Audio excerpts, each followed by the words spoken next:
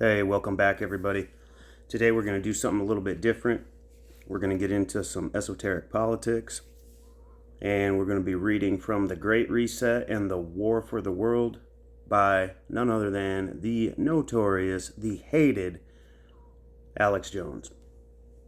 If you've never heard any of Alex Jones's material and you've only heard what people say about him, stick around and then follow up because you've been lied to. They took one incident of his where on his radio show he talked about the possibility that Sandy Hook, I don't even know how much I can talk about this on YouTube. That's how crazy a times we're living in right now. So I won't elaborate on that. Everybody knows the story. Anyway, they took him down for a reason. Okay, they exploited one of his mistakes and highlighted it so they could take him down because he's been exposing these corrupt pieces of trash for the last 28, 29 years. Okay? So, without further ado, let's get into this. The Great Reset and the War for the World by Alex Jones. With commentary. So, hopefully I don't get any copyright strikes or anything like that. I know Jones wouldn't do it, but the book publisher may. So, let's get into it. Okay, chapter 1. What is the Great Reset? Before that, we've got a couple pages here that we'll read. Just some little things before the first chapter here. Quote by George Carlin. Forget the politicians. The politicians are put there to give you the idea that you have freedom of choice. You don't. You have no choice. You have owners. They own you. They own everything. They own all the important land. They own and control the corporations. George Carlin. Quote from Forbes magazine. Welcome to the year 2030. Welcome to my city, or should I say, our city. I don't own anything. I don't own a car. I don't own a house. I don't own any appliances or any clothes. It might seem odd to you, but it makes perfect sense for us in this city. Everything you considered a product has now become a service. We have access to transportation, accommodation, food, and all the things we need in our daily lives. One by one, all these things became free, so it ended up not making sense for us to own much. What they don't tell you about that is that in these smart cities, these 15-minute cities, you'll be tracked, traced, monitored 24/7. You will have to have a digital ID to get through the checkpoints, and when they say there is a health emergency, you will be locked down and forced to take whatever medication they tell you to. That's what they don't tell you.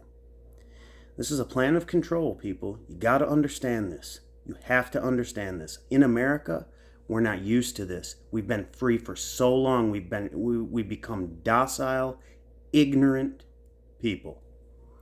We're having a war waged on us right now. A very real war. It's a covert war. It's undercover. They infiltrate your institutions and then they act like everything still runs as normal while they murder you. You know, there was a guy, his name's G. Edward Griffin. People from the Liberty community will know exactly who he is. He's been talking about this stuff since the 60s, okay? He had a way of explaining it that was pretty accurate, I'd say. He said it's like this. You're on a ship. You're on a cruise ship. You're on vacation. You're heading to the Bahamas. On the way there, a group of pirates hijacks your ship. And they do it covertly so nobody really understands what's going on. And then they dress themselves as the crew of the ship and as the band members and the bartenders, and the ship's still operating the way that it was before. So you don't suspect anything. Except you ain't going to the Bahamas anymore. Oh, no, no, no. You're going somewhere worse. Somewhere way worse. We're on that ship right now. The ship's called America. The pirates are the World Economic Forum, Klaus Schwab, Bill Gates, the bankers who actually own them, and get them to implement policy. So here we go. Chapter 1. What is the Great Reset? There's an eternal tension in the human soul between the desire for freedom and the desire to be told what to do by those in authority. Let me just interject here. Man, see, we're already covering some esoteric concepts just within the first line of this book.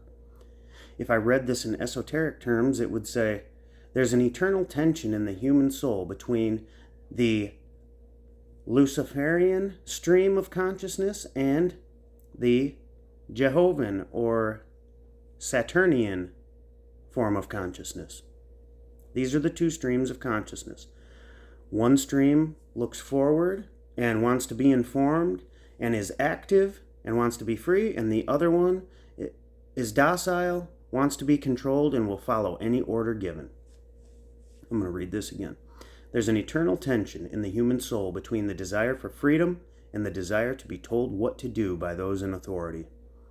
The human ability to work together in partnership is one of the great strengths of humanity, as is the ability to dissent from that accepted wisdom of the day.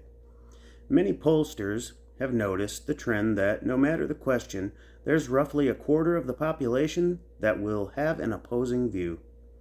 Some have taken to calling it the idiot 25% of the population, and yet I see it as an evolutionary advantage, giving humanity unprecedented flexibility.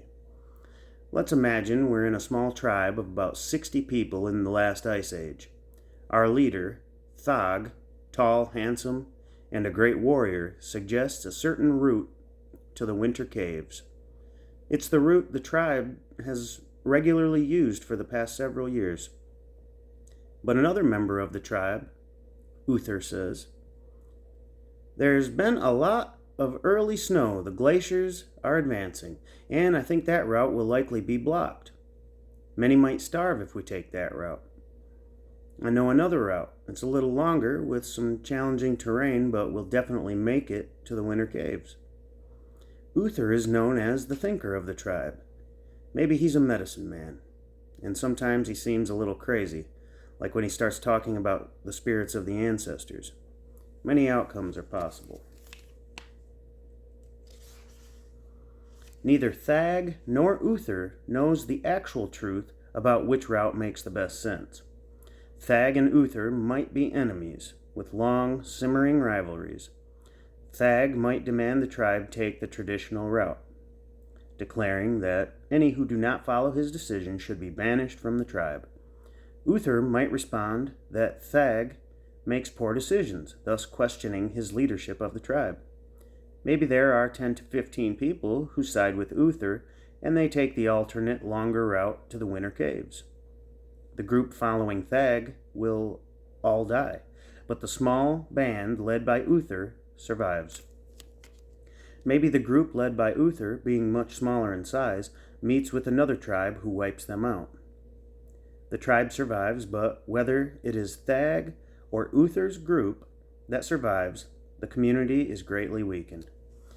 However, maybe Thag and Uther are the best of friends, respecting the strengths of the other while also understanding the weaknesses. Uther understands that persuading Thag is the best chance to ensure the survival of the greatest number of their people. And Thag understands that some of Uther's crazy ideas have resulted in unprecedented success. They talk and come up with a plan. They'll start the trek to the winter caves on the traditional route, but send their fastest runners ahead to make sure the path is open. If the traditional route is blocked, at the early stages of the journey, it will be easy to take a detour and switch to Uther's route. That is how the strongest tribes are created, by talking through disagreements and coming up with better plans. This is not what we are doing in our world today.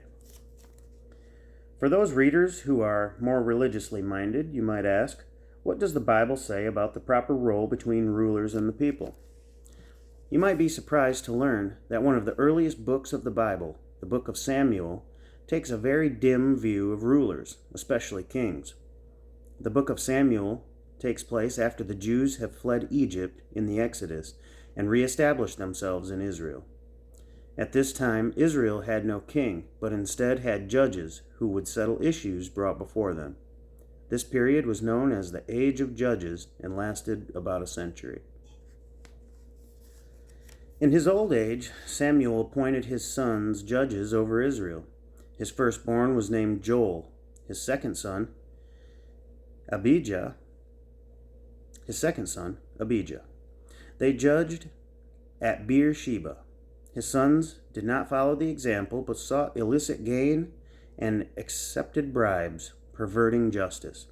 Therefore, all the elders of Israel came in a body to Samuel at Ramah and said to him, "Now that you are old, and your sons do not follow your example, appoint a king over us, as other nations have, to judge us."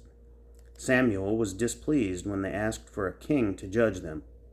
He prayed to the Lord, however, who said in answer, "Grant the people's every request. It is not you they reject. They are rejecting me as their king. As they have treated me constantly from the day I brought them from Egypt to this day, deserting me and worshiping strange gods, so do they treat you too. Now grant their request, but at the same time warn them solemnly and inform them of the rights of the king who will rule over them." Samuel delivered the message of the Lord in full to those who were asking him for a king. He told them, "The rights of the king who will rule you will be as follows. The rights of the king who will rule you will be as follows. He will take your sons and assign them to his chariots and horses, and they will run before his chariot. He will also appoint from among them his commanders of groups of 1,000 and of 100 soldiers. He will set them to do his plowing and harvesting, and to make his implements of war and the equipment of his chariots. He will use your daughters as ointment makers, as cooks, and as bakers. He will take the best of your fields, vineyards, and olive groves and give them to his officials. He will tithe your crops and your vineyards and give the revenue to his eunuchs and his slaves.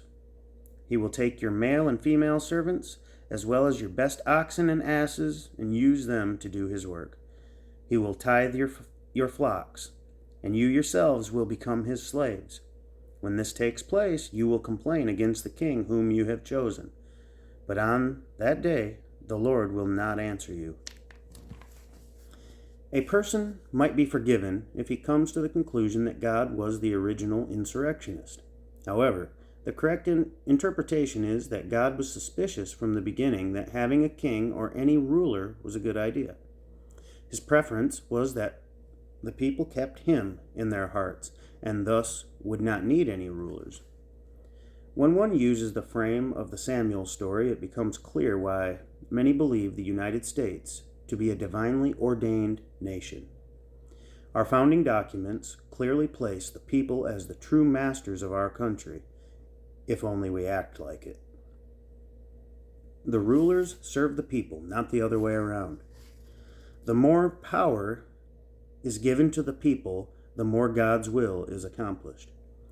People who demand more freedom are working in God's interest because they trust themselves to hear God's voice. The faithful are not fearful of the world around them. If you find a person filled with fear, then God is not with them. The premise of this book is that the battle we are fighting against, the Great Reset, is nothing more than an ancient battle between the forces of freedom and tyranny. And let me interject there. For those who have been following my esoteric series, this goes hand in hand with it. I'm not going to say all of Jones' interpretations are correct, because I don't know how really in-depth he's really studied esoteric Christianity or anything like that. Probably a bit, but anyway, he still does make good points. So that's what we're facing. The forces of freedom and the forces of tyranny. And yet, the critical piece of this fight is not found with those who are publicly advocating for our historic freedoms, or among those advocating for greater governmental control of your life. The battle is won or lost by you, the public, deciding whether you want freedom over your life and decisions. The battle is won or lost by you, the public, deciding whether you want freedom over your life and decisions or more governmental control. Choose wisely. Before we get to the Great Reset, we should ask the question, who is most well-known advocate? Who is its most well-known advocate? That designation must surely belong to Klaus Schwab, founder and executive chairman of the World Economic Forum. This is how Schwab was described by Mark Benioff, chairman and CEO of the software company Salesforce, in the foreword of Schwab's 2016 book, The Fourth Industrial Revolution. As the founder and executive chairman of the World Economic Forum and its internationally renowned annual meeting in Davos, Switzerland, Klaus Schwab is uniquely placed to synthesize the experiences and views of leading global economic and technological experts, leaders of the world's largest businesses, and the perspectives of government and civil society representatives into a panoramic view of the challenges ahead. That's a helpful piece of information. If you think the attendees at the World Economic Forum, held every year in Davos, Switzerland, have an accurate view of what's happening at the streets and neighborhood level of their respective countries, you're likely to be impressed by Schwab's credentials. If you believe the wealthiest individuals of every country are somewhat clueless about what's genuinely going on in their countries, perhaps blinded by their expensive cars, enormous mansions, kids with drug problems, and private jets, which spew an enormous amount of carbon into the atmosphere as they globetrot every year to Davos, Switzerland for the World Economic Forum, you're likely to be less impressed. Here's how Benioff finishes his introduction to Schwab's book. The Fourth Industrial Revolution is an important book for understanding the major trends shaping our world. It provides a way of thinking and analyzing the historic changes taking place so that we can collectively create an empowering, prosperous, human-centered future for all. I'm sure that you will gain valuable insights for navigating the future from reading this fascinating book. Oh yeah, they just don't tell you it's a collectivist hellscape, do they? They don't tell you it's absolute communism, but it is. As I've reviewed Schwab's work, he reminds me of a stage magician, diverting your attention with one hand so you don't see what he's doing with the other. It's easy to be fooled, as Schwab is comfortable with the kind of gee whiz, ain't it cool, upbeat, pop psychology business books that were once so popular. One can view him as a well-trained persuader, but once you see the game he's playing, it's difficult to retain any respect for him. The construction of the last paragraph of Benioff's introduction is a case in point. He tells you Schwab's book is important for understanding the major trends shaping the world, as well as thinking and analyzing the historic changes taking place. You might find yourself being lulled into acceptance, thinking, yeah, I wouldn't mind reading a book about some important trends in our world. But Schwab isn't interested in persuading you. He's interested in getting you to accept the plans of the richest and most powerful people in the world to make even more money and to have even more power over your life. Benioff reveals the true intention of the book when he states that the purpose is to allow us to, quote, collectively create an empowering, prosperous, human-centered future for all. Really? Do you think Mark Benioff or Klaus Schwab is genuinely interested in your opinions?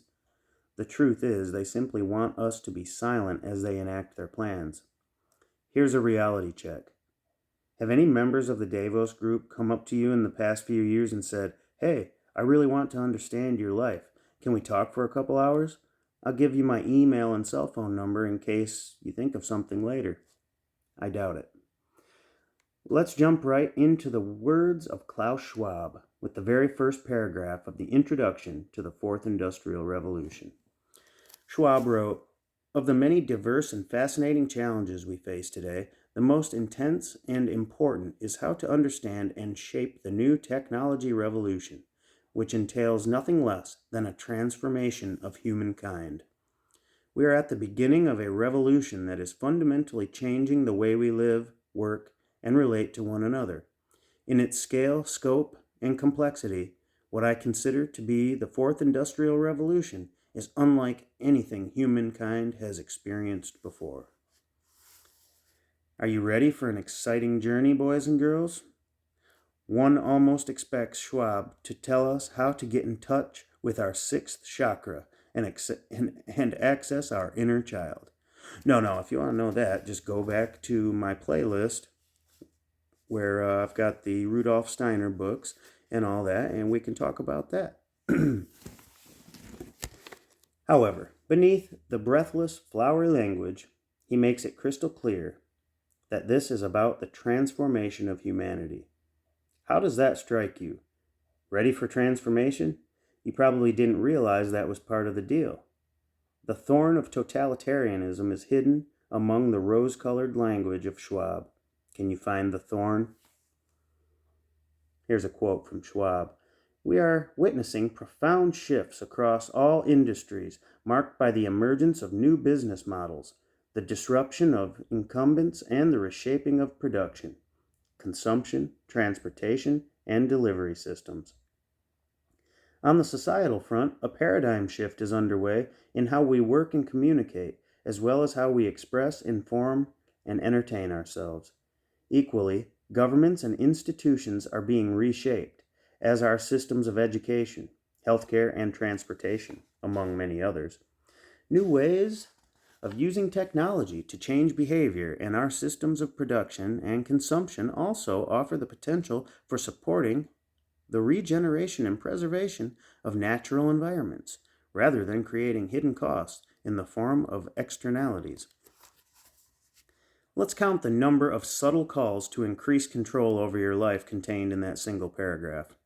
We've got the, quote, "profound shifts across all industries, which will lead to the, quote, disruption of incumbents and reshaping of production, consumption, transportation, and delivery systems." And let's not forget the blatant lies they tell, like leading you to believe they want incumbents to be disrupted. They're the incumbents. They're doing this so they don't get disrupted.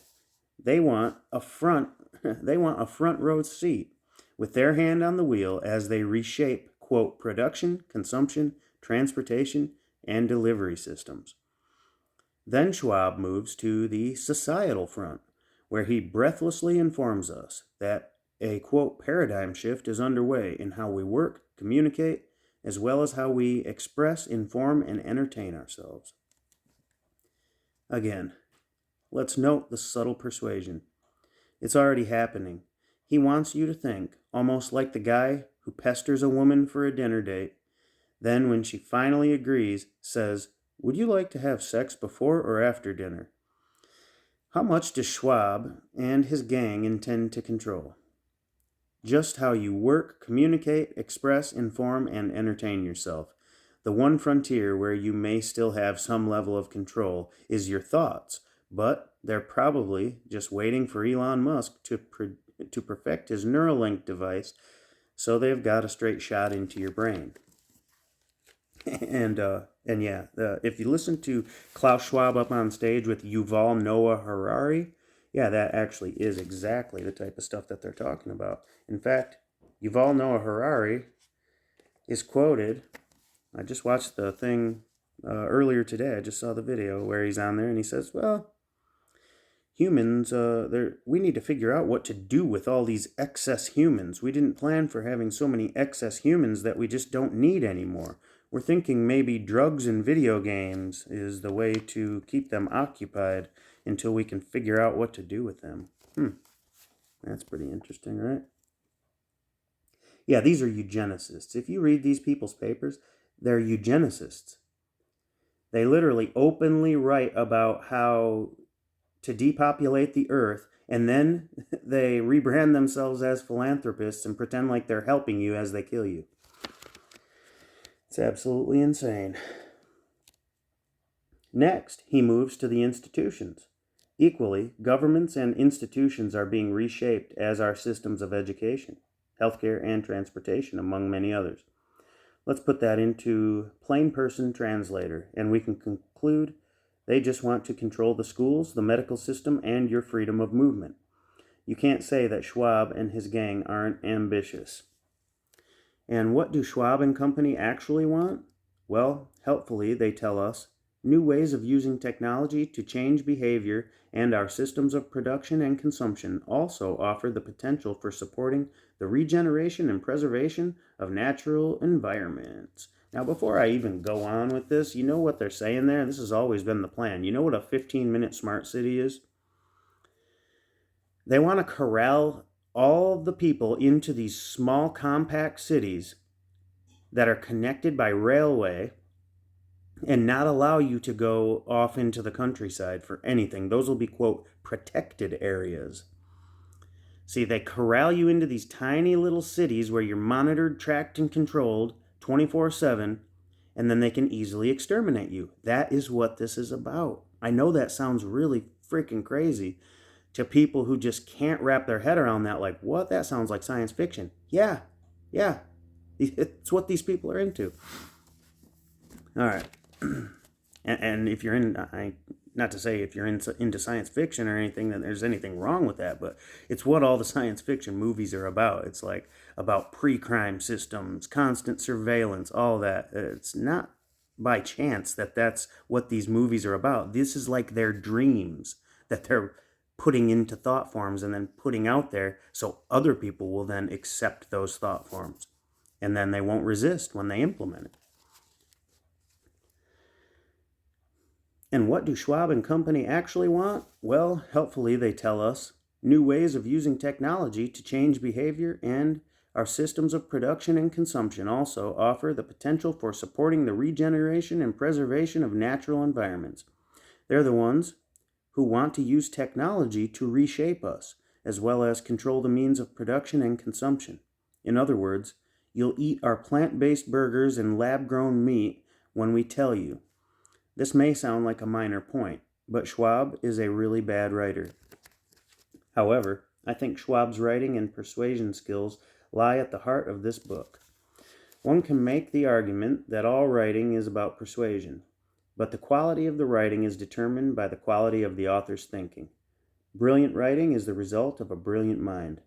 The most engaging writing is generally the result of the author being willing to explore provocative ideas in a way the reader may not have considered before picking up the book. Schwab is a ham-handed persuader, always relying on the same three-pronged approach. First, use a lot of flowery, gee whiz, isn't progress amazing sections with some interesting facts of which the reader might not be aware. Second, introduce some threat, such as instability of the system, to make people uneasy. Third, let the reader know that Klaus Schwab and his Davos group have the answer. This is generally known in persuasion as the problem-reaction-solution dynamic. That's how they do it, guys. They create a problem, wait for the reaction from the public, and then they offer you the solution that they always wanted to implement, but they did not have the catalyst for yet. They needed the crisis, so you'd panic and beg them for the solution they already wanted to put you under. See how that works? It's said we don't think in facts, but in narratives. And that just reminds me. Sorry, I keep cutting off the dang reading here, but it's just like, that reminds me Klaus Schwab's next book was like The Great Narrative or something like that. So he writes The Fourth Industrial Revolution, then he writes COVID-19, The Great Reset. I mean, if that's just not blatantly obvious, that book's all about how he just openly admits, yes, we're going to use COVID as the catalyst to do all these authoritarian communist things to the world. He admits it. Go read the book. Okay. It's said that we don't think in facts, but in narratives. If we have a compelling narrative, we will subconsciously dismiss facts that don't fit the narrative and give greater weight to those that do fit the narrative. Schwab is very interested in giving you the narrative for his plan. The changes are so profound from the perspective of human history. There has never been a time of greater promise or potential peril. My concern, however, is that decision makers are too often caught in traditional, linear, and non-disruptive thinking, or too absorbed by immediate concerns to think strategically about the forces of disruption and innovation shaping our future. Understanding the persuasion game is probably one of the most important things you will learn in this book. If somebody wants you to make big changes, they need to convince you that the problem is also big. Schwab would have you believe that the changes are so profound from the perspective of human history, there has never been a time of greater promise or peril. Would any reputable historian agree with that statement? How about World War II? The Cuban Missile Crisis, when the United States and the Soviet Union stood on the brink of nuclear war, the Black Death in Europe of the 14th century, which killed an estimated 75 to 200 million people. Schwab is clearly using exaggerated language and outright lies to convince you to follow his suggestions. In real life, when somebody lies to you, you stop listening to them. However, we're going to go even deeper to reveal the extent of Schwab's deceptions and the true plans of his Davos group. After his clearly inflated claim about the promise and peril of our current time, Schwab moves to breaking down the defenses of those who might frustrate his plans when he writes, "My concern, however, is that decision makers are too often caught in traditional, linear, and non-disruptive thinking, or too absorbed by immediate concerns to think strategically about the forces of disruption and innovation." Let's translate Schwab's flowery language into its true meaning. Those currently in charge are too stupid to understand the brilliance of my plan. Stand aside, peasants, and let me unleash my massive brain power on the world. Insert maniacal supervillain laugh. Honestly, is there any other way to understand the condescension in Schwab's writing? Near the end of the introduction of the book, Schwab lays out his vision of how this transformation will take place. Here's the quote. "The fundamental and global nature of this revolution means it will affect and be influenced by all countries, economies, sectors, and people. It is, therefore, critical that we invest attention and energy in multi-stakeholder cooperation across academic, social, political, national, and industry boundaries. These interactions and collaborations are needed to create positive, common, and hope-filled narratives, enabling individuals and groups from all parts of the world to participate in and benefit from the ongoing transformations." This is not a revolution that is starting at the grassroots among the proletariat. This is a revolution starting in the corporate suites, among the bourgeoisie, where transitional business people get together at big meetings in places like Davos, Switzerland. Are we to believe this is genuinely being done in the name of people? In the name of the people? Because I'm pretty certain the average person has no idea what multi-stakeholder cooperation means. And does the average person go to bed at night worrying about the need to, quote, create positive, common, and hope-filled narratives?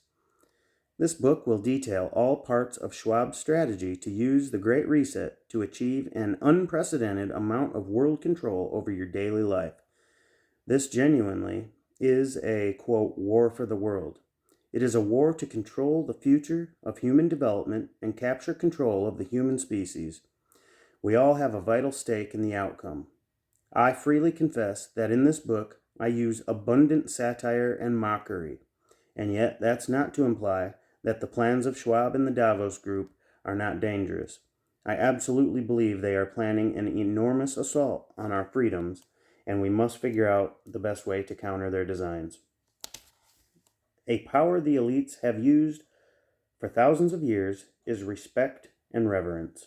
In previous centuries, we were encouraged to believe our rulers were the descendants of the gods or some type of advanced human being.